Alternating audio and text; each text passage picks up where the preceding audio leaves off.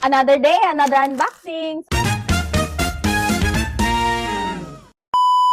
For today's video, mag-unbox tayo ng mga pinag-order ko online. Tatlong malalaking box yung dumating. So, unang i-unbox natin is ito. Itong mga binili ko is mga gamit para sa magagamit pang sa nails. Ayan. Soon, mga Mima, mag-open tayo ng nail salon. Ayan, malalaman nyo kung saan. But for now, ito muna.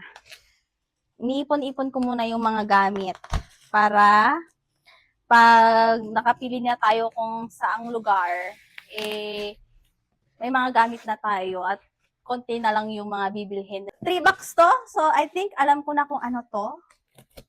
Ayan. Actually, yung unang binili kong ganito is kinancel ko siya kasi sobrang tagal niyang i-ship out yung seller.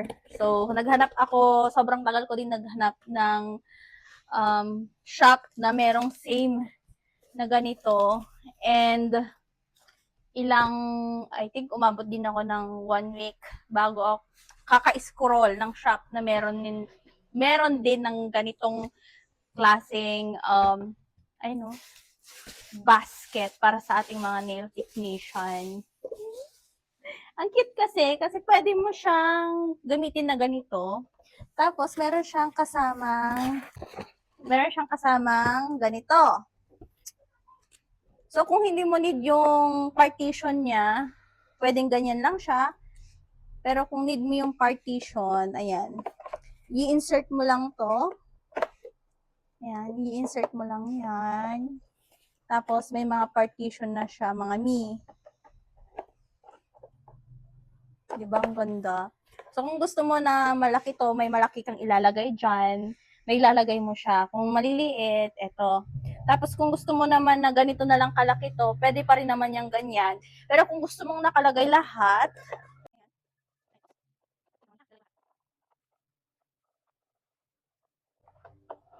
and kung nakalagay lahat, ayan, meron kang 1, 2, 3, 4, 5, 6, 7, 8.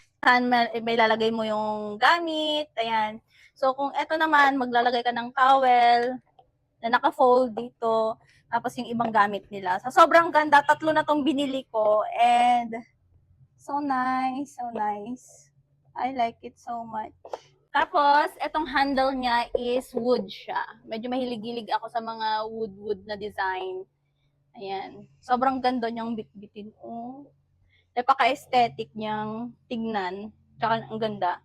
Mukhang matibay siya, mga mi. Ayan. 3 to. 1, 2, and 3. Hindi ko nabubuksan tong dalawa. I trust you, seller. Anyway, ang mga pinagbibili ko lately is hindi para sa akin. Hindi para sa akin, pero hindi rin para sa akin kasi yung nasa isip ko is for the business naman, 'di ba?